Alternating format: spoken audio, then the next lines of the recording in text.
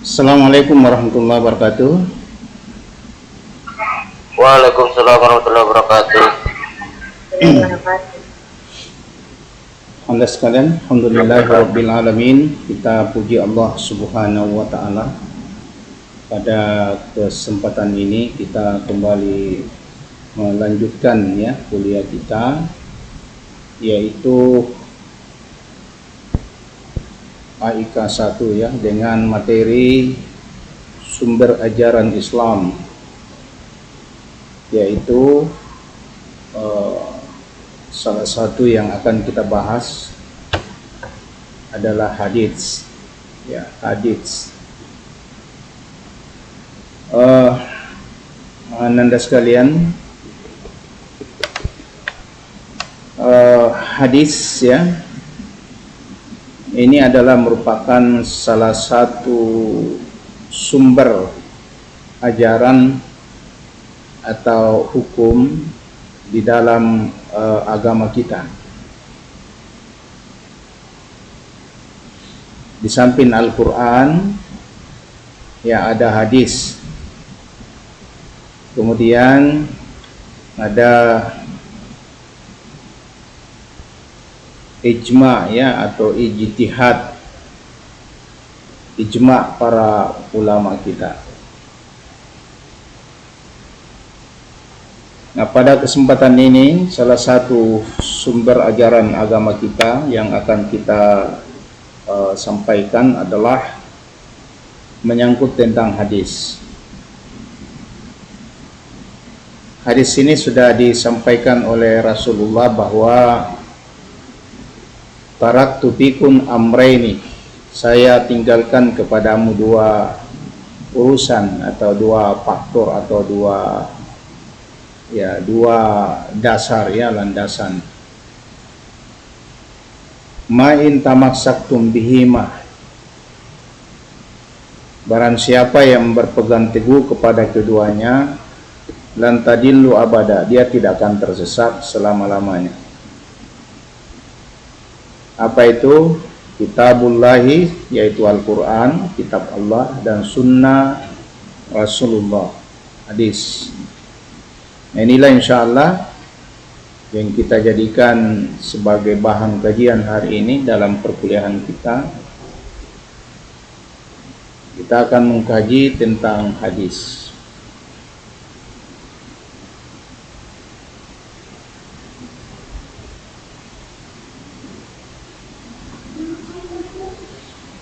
Nah, kita mulai dengan pengertian ya hadits. Mungkin kita sering mendengar hadis ini, Anda sekalian, adalah segala sesuatu yang disandarkan kepada Nabiullah Muhammad sallallahu alaihi wasallam. Jadi segala sesuatu yang disandarkan kepada Nabi kita Muhammad sallallahu alaihi wasallam, baik itu berupa qaulnya, yaitu perkataan, maupun fi'liyah atau perbuatan, atau persetujuan yang diberikan oleh Nabi, atau biasa disebut takrir, yaitu biasa ada perbuatan yang dilakukan oleh sahabat Nabi ya, kemudian Nabi membenarkan atau menyetujui apa yang dilakukan oleh sahabat Rasulullah sallallahu alaihi wasallam. Nah, inilah ya pengertian dari hadis.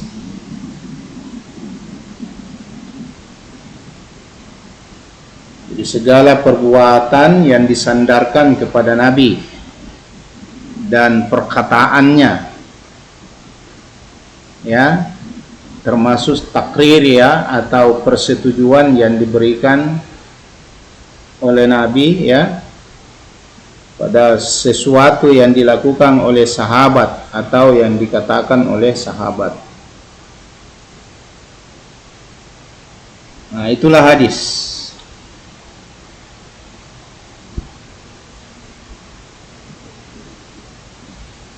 Nah, hadis ini menjadi dasar hukum di dalam agama kita sebab dilandasi oleh Al-Quran di surah Al-Hasyr, ya, surah Al-Hasyr ayat 7. Situ Allah Subhanahu wa taala menyampaikan, "Wa ma atakumur rasul fahuzuhu wa ma nahakum anhu fantahu." Saya ulangi, "Ma atakumur rasul fahuzuhu wa ma nahak ankum fantahu." Ya, wa ma nahakum anhu fantahu. Jadi ini yang menjadi dasar kenapa hadis itu kita jadikan sebagai pegangan. Sebab Allah mengatakan, apa yang diberikan Rasul kepadamu, maka terimalah. Dan apa yang dilarang bagimu, jauhilah. Fantahu. Nah, inilah yang melandasi sehingga hadis ini yang datang dari Nabi kita Muhammad sallallahu alaihi wasallam itu dijadikan dasar karena perintah Allah Subhanahu wa taala di surah Al-Hasyr ini ayat 7 yang mengatakan bahwa apa yang datang dari Rasulullah ikuti dan apa yang dilarang oleh Rasulullah ikuti. Nah, yang datang dari Rasulullah baik itu perkataan maupun perbuatan dan takrir persetujuan Nabi terhadap perbuatan dan perkataan sahabat. Nah, itulah hadis. Nah, karena ada perintah bahwa apa yang datang dari Rasul berupa hadis ikuti, ya, dan apa yang dilarang tinggalkan, maka inilah kemudian hadis ini dijadikan sebagai dasar atau sebagai sumber dari ajaran agama kita. Ya, jadi perintah Allah Subhanahu wa taala. Ya. Apalagi ya ada keterangan yang mengatakan, ya, man ata Allah faqad ata ar-rasul. Siapa yang taat kepada Allah itu sama dengan taat kepada Rasul. Nah, sebaliknya juga, man ata ar-rasul faqad ata Allah. Siapa yang mentaati Rasul berarti dia taat kepada Allah. Nah, jadi jelas ya bahwa apa yang datang dari Rasul berupa hadis ikuti, karena itu sama dengan taat kita kepada Allah Subhanahu wa taala. Nah, itu ya. Kemudian di samping hadis ada beberapa istilah-istilah yang sering kita temui, ya. Misalnya ada istilah sunnah. Nah, sunnah ini ya adalah segala sesuatu yang disandarkan kepada Nabi Muhammad sallallahu alaihi wasallam, baik itu berupa perbuatan, perkataan, ya, maupun ketetapan atau persetujuan. Jadi sunnah ini yang Anda sekalian menyangkut tentang contoh, ya, dan teladan yang diberikan Nabi kita dalam segala aspek kehidupan. Itu disebut sunnah. Jadi apa yang dilakukan oleh Nabi, ya, yang diamalkan oleh Nabi, nah, itu adalah sunnah. Kemudian ya misalnya ya contohnya cara sholat yang diajarkan oleh Rasul, ya, termasuk misalnya adab makan, ya, berpuasa, ya, akhlak beliau sehari-hari, ya, itu masuk dalam kelompok sunnah.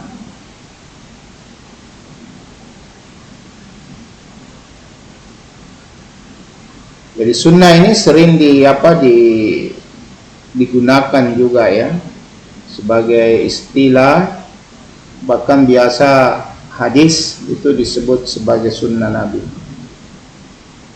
dalam konteks tertentu, ya, karena ada juga yang dilakukan oleh Nabi atau kebiasaan Nabi yang tidak bisa kita teladani, ya, tidak semua, ya. Misalnya sholat lail itu ya seolah-olah wajib buat Nabi, tapi kita kan sunnah.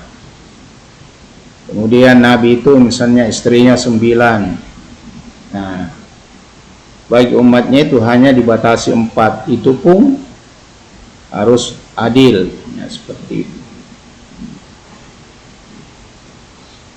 Jadi sunnah ini mengacu pada perilaku atau perbuatan, ya, atau kebiasaan Nabi, ya, yang menjadi teladan bagi umat Islam.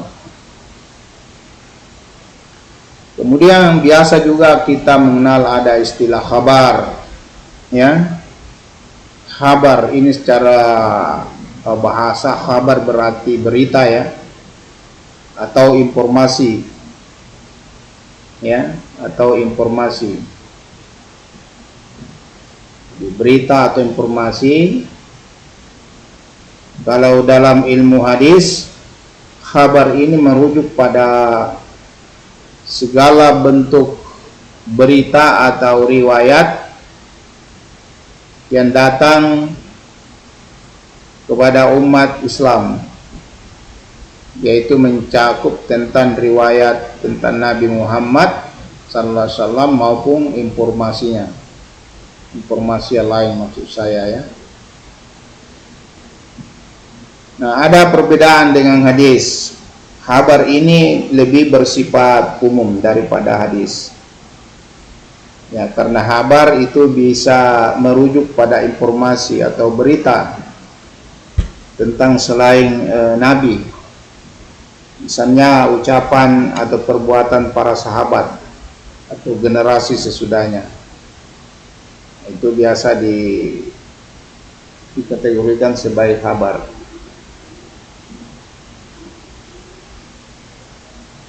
Tapi ada beberapa ulama itu menggunakan istilah khabar untuk menyebut hadis yang tidak secara langsung berasal dari Nabi, tetapi tetap memiliki relevansi dalam kajian keilmuan keislaman.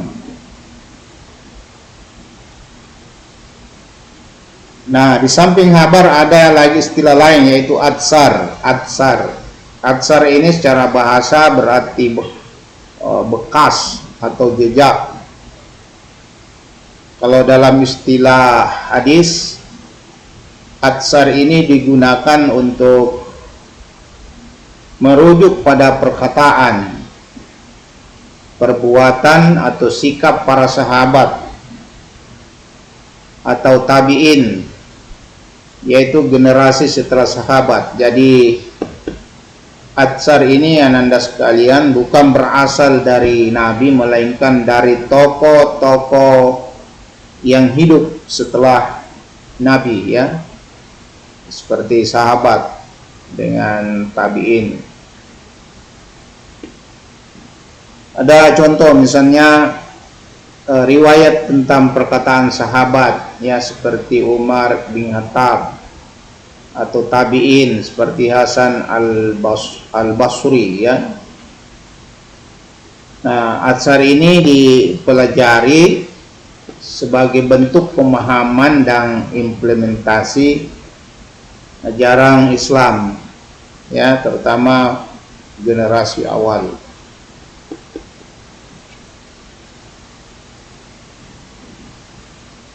Di kalangan ulama, ananda sekalian, ini ada perbedaan pendapat, ya, di kalangan ulama tentang penggunaan istilah atsar, ya.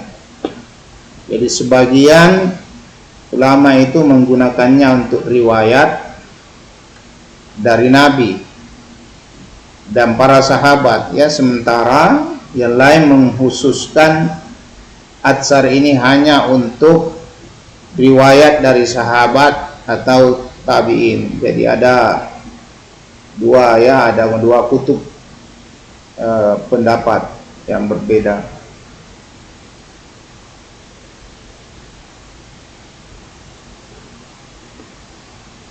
Kemudian ada beberapa unsur-unsur pokok hadis. Ya, unsur pokok hadis itu yang pertama ada sanadnya, ada sanad. Sanad ini ananda adalah rangkaian yang merawikan itu hadis atau orang yang meriwayatkan. Jadi mulai dari Nabi, siapa yang menerima itu hadis, kemudian setelah itu siapa lagi, sampai kepada penulis hadis. Itu namanya sanad. Dan itu harus bersambung kepada Nabi. Kalau dia putus, ya, di antara sanad itu ada yang terputus, tidak tersambung kepada Nabi, itu hadisnya sudah dianggap cacat, ya. Malah bisa dikategorikan palsu. Jadi sanad ini adalah orang-orang yang merawikan atau meriwayatkan hadis dari satu generasi ke generasi berikutnya, ya, sampai kepada Nabi Muhammad sallallahu alaihi wasallam, ya, sebagai penyampai hadis. Nah, itu jadi dia harus nyambung sampai kepada Nabi. Nah, apapun si sanad, fungsi sanad di sini digunakan untuk memeriksa keabsahan dari hadis. Jadi semakin terpercaya dan kuat sanadnya, biasanya semakin besar kemungkinan hadis itu sahih. Ya. Jadi semakin cerdas orangnya, semakin kuat hafalannya, kemudian semakin terpercaya, jujur, itu biasanya hadisnya itu dianggap sahih. Tapi kalau ada di antara sanad itu yang lemah hafalannya atau suka berbohong, maka hadis itu, ya, tentu ananda sekalian sudah bukan lagi, ya, sudah cacat. Nah, ada beberapa sanad, ya, misalnya, ya, hadis ini, ya, contohnya begini, hadis ini diriwayatkan oleh Imam Bukhari dari gurunya, mendengarnya dari guru hingga sampai kepada Nabi. Jadi seperti itu. Jadi misalnya Bukhari mendengar dari gurunya mendengar dari apa, di atasnya lagi mendengar dari siapa, sampai kepada Nabi. Nah, itu sanad. Jadi kalau ada di antara sanad itu yang cacat, apakah tadi lemah pikirannya, lemah akalnya, ya, atau suka lupa, kemudian ada yang tadi saya katakan didapati ada di antara mereka itu orang yang sering berdusta atau tidak jujur, maka hadisnya itu tidak dipakai. Jadi ananda sekalian, sanad ini adalah bagian yang krusial, sangat penting, ya, dalam ilmu hadis, ya, karena menilai kualitas dari perawi dan kesinambungan rantai sanad, inilah yang bisa, ya, menjadi validasi, ya, untuk menentukan validasi dari hadis itu. Nah, itu, ya. Nah, unsur berikut dari hadis itu, jadi di samping tadi yang pertama nanda sanad, unsur yang kedua ada namanya matan hadis, ya, matan hadis. Nah, matan ini, ya, matan ini adalah isi dari hadis atau teks hadis itu sendiri, yaitu lafaz yang berisi pesan atau ajaran yang disampaikan oleh Nabi kita Muhammad sallallahu alaihi wasallam. Jadi matan ini anda sekalian bisa dikatakan adalah inti, ya, inti dari hadis yang mengandung ajaran, ya, termasuk mengandung hukum, nasihat atau informasi lain. Jadi sanadnya ini harus tidak boleh bertentangan dengan Al-Quran. Jadi isinya itu hadis. Jadi kalau misalnya ada yang bertentangan dengan Al-Quran isinya, maka biasanya hadis itu ditolak. Ya, jadi ya, contoh matan atau isi hadis, innamal a'malu binniyati, ya, sesungguhnya niat amal itu tergantung dari niat. Jadi anda sekalian, itu isinya. Nah, sebelumnya itu ada perawi yang menyampaikan itu, ya, maksud saya ada sanad. Jadi catatan penting untuk selain sanad ini, jadi selain sanad, matan juga harus diteliti untuk melihat terutama kesesuaiannya dengan Al-Qur'annya, seperti yang katakan tadi. Jadi kesesuaiannya dengan Al-Qur'an dan ajaran Islam lainnya. Jika misalnya matannya bertentangan, ya, dengan prinsip-prinsip Islam, maka kemungkinan hadis tersebut lemah atau palsu. Ya, jadi kalau misalnya ditemukan isinya itu atau matannya hadis itu bertentangan dengan Al-Quran, maka biasanya hadis itu lemah atau palsu malah. Nah itu, ya. Jadi intinya isi atau matan dari hadis itu tidak boleh bertentangan dengan Al-Quran dan ajaran-ajaran lainnya.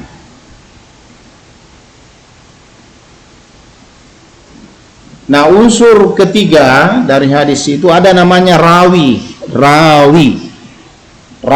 ya. Rawi ini ananda sekalian adalah,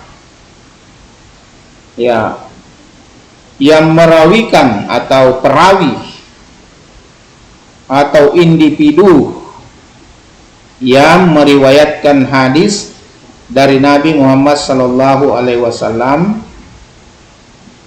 hingga sampai kepada ulama yang mengumpulkannya ke dalam kitab yang biasa disebut kitab hadis. Nah, setiap orang yang ada dalam rantai sanad itu disebut rawi. Sekali lagi saya ulangi, setiap orang yang ada dalam rantai sanad itu disebut rawi.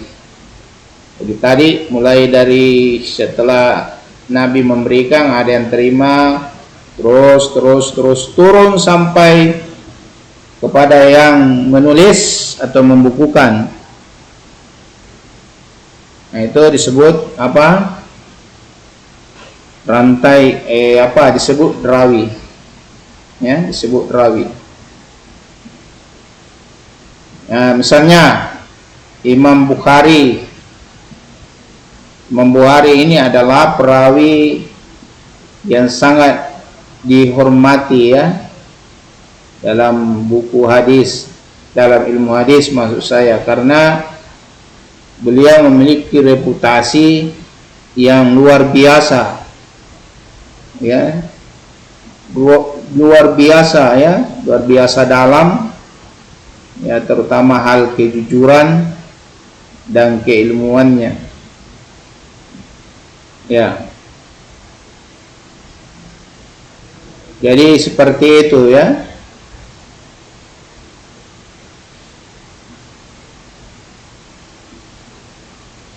Nah, di dalam sanad ini ananda sekalian itu ada nama-nama rawi seperti Imam Bukhari, Imam Muslim.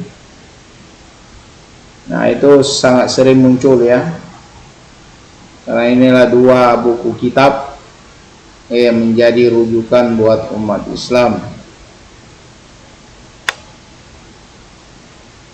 Oke, jadi apa yang penting di sini yang perlu Anda pahami bahwa para ahli hadis itu menyusun ilmu jar wa ta'dil namanya, atau ilmu kritik perawi, itu digunakan untuk menilai kualitas dari setiap rawi. Apa tujuannya? Ya supaya ya bisa dipastikan hadis yang diriwayatkan itu berasal dari orang-orang yang terpercaya atau tidak. Gitu ya. Halo, suara saya kedengaran? Kedengaran, Pak. Oke. Nah, kemudian kedudukan dan fungsi hadis terhadap Al-Quran. Nah, seperti yang saya katakan tadi, Ananda sekalian, bahwa sumber kedua dari hukum kita, hukum Islam itu adalah ya hadis. Jadi dia merupakan sumber hukum Islam setelah Al-Quran.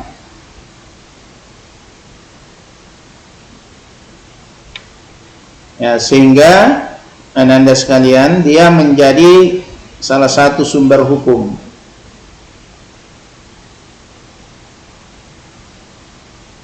Nah, seperti yang saya katakan tadi, kenapa itu menjadi sumber hukum? Karena ya firman Allah di surah Al-Hasr itu ayat 7. Ya. Yang mengatakan tadi, ma atakumur rasul fahuzuhu wa ma naha anhu fantahu. Jadi siapa yang diberikan apa yang diberikan oleh Rasul ikuti, yang apa yang dilarang oleh Rasul tinggalkan. Jadi ayat ini Ananda sekalian itu menjelaskan bahwa mengikuti Rasulullah itu adalah kewajiban, ya kewajiban, sehingga hadis ya memiliki kedudukan yang penting sebagai sumber hukum dalam agama kita.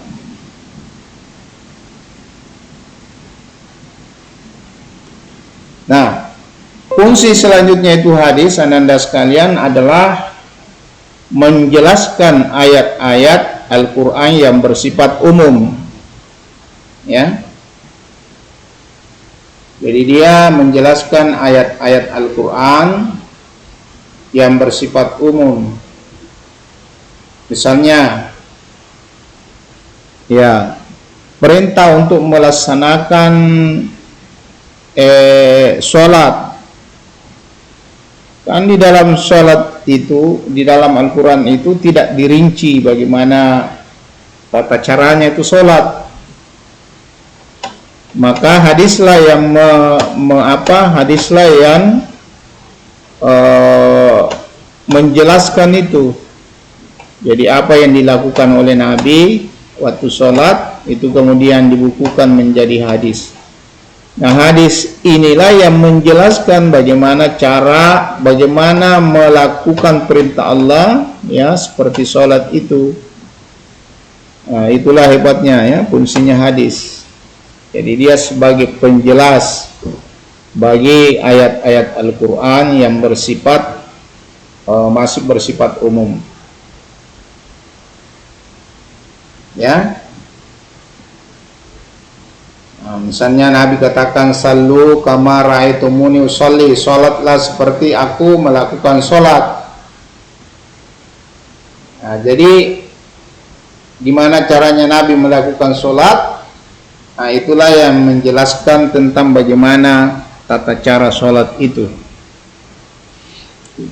Nah, itu Ananda sekalian, ya. Di hadis itu Ananda bisa lihat di hadis riwayat Bukhari, ya. Kemudian hadis juga berfungsi menetapkan hukum, ya. Jadi hadis juga berfungsi menetapkan hukum yang tidak disebutkan dalam Al-Quran. Nah, jadi itu. Jadi Ananda sekalian, hadis digunakan untuk menetapkan hukum yang tidak disebutkan ya secara rinci di dalam Al-Quran.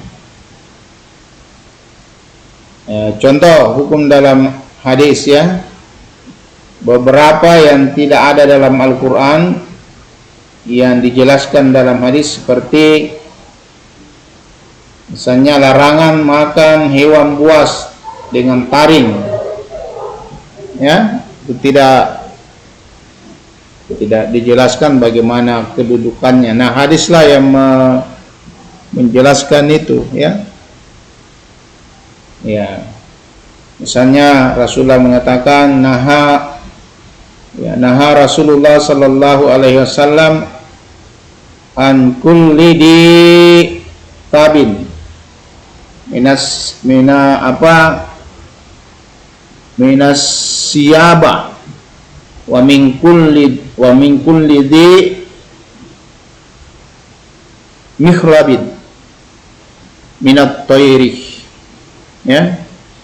Jadi Rasulullah melarang makan Rasulullah SAW melarang makan setiap binatang buas yang bertaring dan setiap burung yang memiliki cakar atau bercakar. Nah, itu ya contoh. Jadi bagaimana hadis menetapkan hukum yang tidak disebutkan dalam hadis. Yang kedua, fungsi hadis selanjutnya adalah membatasi atau mengecualikan ketentuan umum dalam Al-Quran.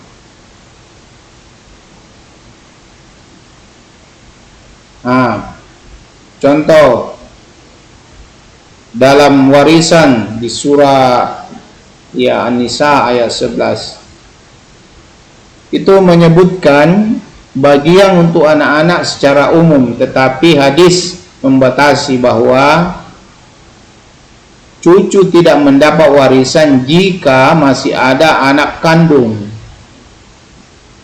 Nah, itu hadis yang menjelaskan itu. Jadi ada pembatasan. Nah, itu ya. Jadi hadis membatasi atau mengecualikan ketentuan umum dalam Al-Quran. Nah, jadi hadis ini anak sekalian menunjukkan bahwa hadis itu juga berfungsi untuk mengkhususkan ketentuan umum dari Al-Quran ya, sesuai dengan situasi tertentu. Kemudian fungsi hadis selanjutnya adalah menguatkan dan menegaskan ayat Al-Quran atau bayan at-ta'kid ya, bayan at-ta'kid. Contoh, banyak hadis yang mempertegas pesan atau larangan yang ada di dalam Al-Quran ya, seperti larangan mencuri atau larangan berzina. Nah, sampai-sampai disebutkan di dalam hadis riwayat Tirmizi ya, bahwa kedua kaki seorang hamba tidak akan bergeser pada hari kiamat hingga ditanya tentang pahal. Nah, jadi itu ya. Jadi menguatkan penjelasan Al-Quran. Nah, misalnya tadi itu bahwa ada nanti pertanyaan akan ditanya di akhirat. Nah, salah satu yang mempertegas itu atau menguatkan itu adalah hadis ini. Misalnya ya, la tazulu qadama abdi yaumal qiyamah hatta yus'al an arba. Jadi seseorang hamba nanti di akhirat itu tidak akan berpindah pijakan kakinya kecuali ditanya 4 hal ya. Jadi itu. Nah, tentu hadis ini ananda sekalian itu mempertegas ya bahwa segala tindakan itu akan dipertanggungjawabkan. Ya, sebagaimana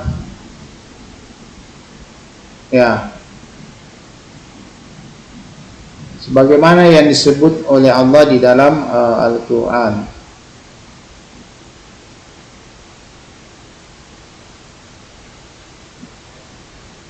Oke, nah kita lanjut. Pembagian hadis menurut kualitas atau kesahihannya. Nah, hadis berdasarkan kualitas atau kesahihan itu dibagi atas, pertama ada namanya hadis sahih. Menurut Imam Bukhari dan Imam Muslim, syarat dari hadis sahih ini sanadnya muttasil, rawinya adil dan dhabit, ya, bebas dari syak atau kejanggalan dan i'la atau cacat. Nah, itu syaratnya hadis sahih. Jadi saya ulangi, sanadnya muttasil, rawinya adil dan dhabit, bebas dari syak atau kejanggalan dan i'la atau cacat. Nah, itu hadis sahih, ya. Kemudian di bawah hadis sahih ada namanya hadis hasan. Bukan nama orangnya, hadis hasan. Ya. Hadis hasan ini ananda sekalian itu mendekati hadis sahih, tetapi tidak sekuat dengan hadis sahih. Biasanya karena ada di antara perawi itu yang tidak kuat, ya. Ada ketidakkuatan di dalam menghafal. Jadi turun dia punya derajat dari sahih menjadi hasan. Nah, ada lagi yang ketiga, yaitu hadis dhaif. Hadis dhaif. Nah, hadis dhaif ini ananda sekalian tidak memenuhi kriteria hadis sahih dan juga tidak memenuhi kriteria hadis hasan. Jadi dia memiliki kelemahan dalam sanad, ya, termasuk perawi atau matan, ya. Jadi bermasalah dari segi sanad, bermasalah dari segi perawi, dan juga termasuk matannya bermasalah, sehingga hadis ini disebut hadis dhaif atau hadis lemah.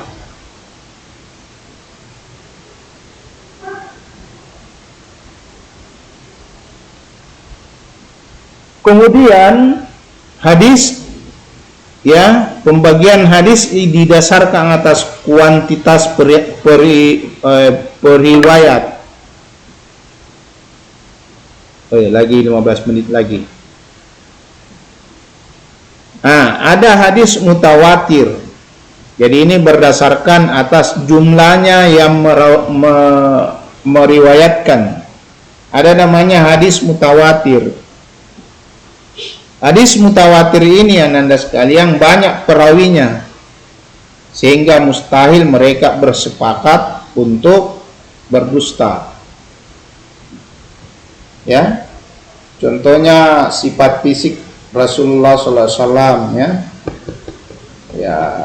banyak yang meriwayatkan, maka dia disebut hadis mutawatir.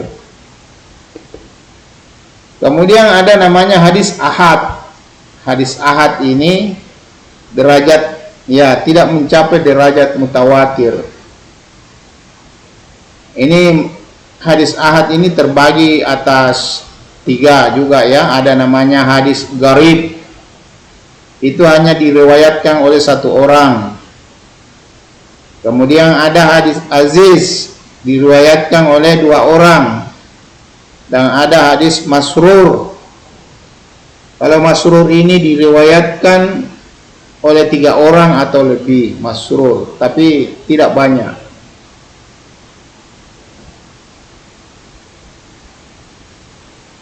Kemudian hadis, ya, pembagian hadis berdasarkan sandaran atau nisbah, penisbatan kepada Nabi, ya. Nah, pertama ada namanya hadis marfu. Hadis marfu. Hadis ini langsung disandarkan kepada Nabi Muhammad sallallahu alaihi wasallam, baik itu ucapan, perbuatan maupun persetujuannya atau takririannya. Itu hadis marfu. Kemudian ada hadis mauqut, yaitu disandarkan pada sahabat Nabi, tapi tidak sampai kepada Nabi. Jadi dia hanya sampai kepada Nabi. Maksud saya sahabat. Dia tidak sampai sandarannya kepada Nabi. Kemudian ada hadis maktut, ya. Itu hanya disandarkan kepada tabi'in atau generasi setelah sahabat.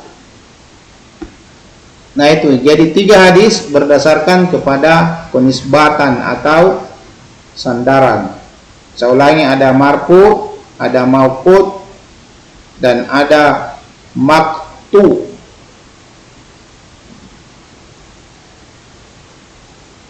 Ya.